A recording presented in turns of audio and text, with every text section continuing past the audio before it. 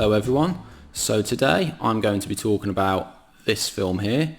It's called Anatomy of a Murder and it came out in 1959 and it's a courtroom drama directed by Otto Preminger. So this is the first time that I'd seen this film, and Otto Preminger is actually a director who I wasn't particularly familiar with at all. I'd only seen one film previously from him, which was Laura, a 1940s film noir, which I think is an excellent film. So I was looking forward to watching this. I think really, apart from the director, the real reason I was interested in watching it was because James Stewart is in it, Stewart being one of my favourite actors of all time. And in this movie he plays a lawyer and he has to take on this case, but he's told that it's a good case, but he doesn't know the exact details of it. So he ends up taking on this case, and he is defending a man who has been accused of murder, and a man has been accused of murdering a man who he believes has raped his wife. So there's quite a lot of detail in this case, and throughout the film, we as the audience, we find out more about this case, and it is actually, it's one of those films where some of the language used for the time is actually quite surprising, because the case itself, obviously it's surrounding rape and murder. The characters go into quite explicit detail and use certain terminology which was maybe quite controversial for the time. It's particularly interesting seeing that's like James Stewart in this type of film. This film is an excellent example of what a great actor Stewart is, because he plays that very wholesome character, a very good moral person, obviously being a lawyer and trying to do his best with his job. But he also has some moments of this film where he almost loses it a bit, and he gets emotional, he becomes very serious and very angry, and he has these little outbursts which are absolutely brilliant to watch, and they all make sense in the context of his character. But then he also has some funnier moments as well, and there's actually quite a few funny moments in this film, particularly with Stewart cracking a few sort of sarcastic one-liners here and there, which are actually very funny. Now, some of the best scenes in this film are in the courtroom. This is a long film. It's 161 minutes long, so yeah, 2 hours, 41 minutes. But actually, that running time actually does fly by.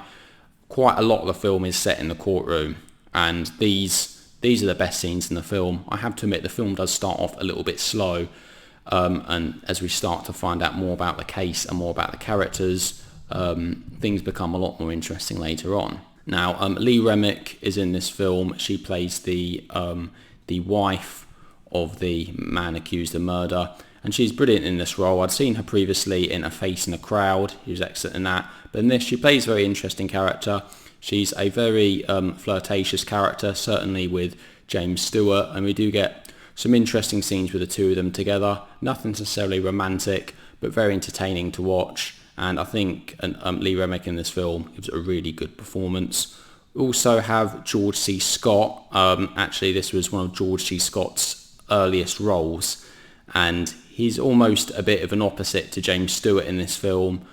Certainly in the interrogation scenes in the courtroom, we get some interesting scenes with the both of them. When they're asking questions to the witnesses, they're almost sort of fighting against each other verbally with their, back and forth verbal communications, really, and we get some really interesting scenes there. One thing that is particularly impressive about this film is the camera work, particularly in the courtroom. There's just one notable scene where George C. Scott is interrogating Lee Remick's character, and he is positioning himself as if to block James Stewart from seeing Lee Remick, from seeing the witness. And the way the camera is positioned, we can see James Stewart being blocked in the background, and Stewart's character actually moves so that we can see him, and then George C. Scott blocks him again. And it's this really intelligent use of camera work throughout the film which helps us connect with what's going on. It helps us focus, and that was all just really impressive. I also have to mention the score for this film, the music, very jazzy. It's actually composed by the legendary Duke Ellington, and actually Duke Ellington actually appears in this film as well, which is really good. What is interesting is that the actor who plays the judge in this film, whose name is Joseph N. Welch, he was actually an attorney in real life, so he actually had real experience of working in law in real life, and then he then played a judge in this film.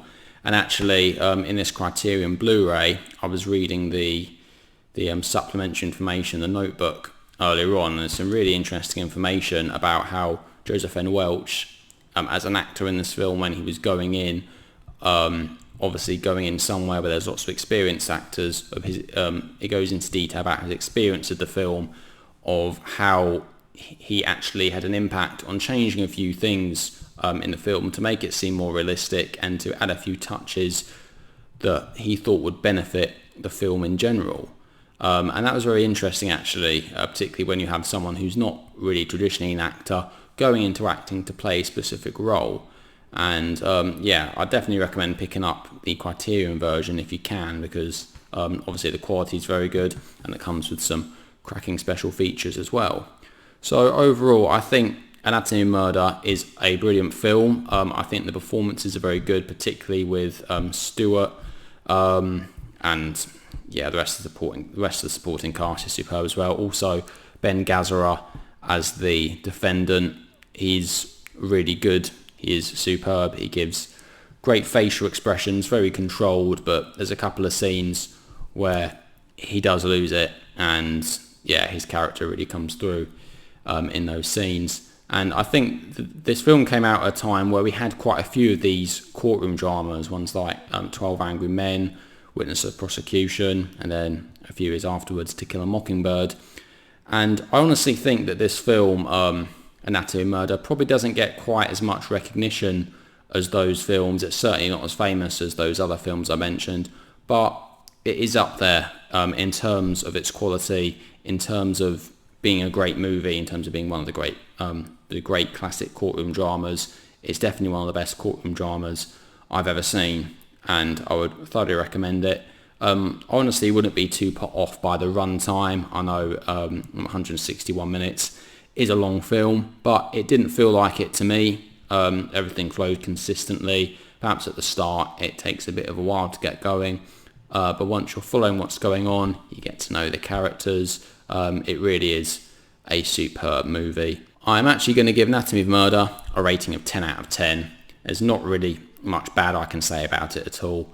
A very easy recommendation, a wonderful cast, superb narrative, and also a great score as well. And yeah, Otto Preminger, superb director, and actually I think one of those directors who I want to see more of his filmography now, definitely, and see what other films he's done.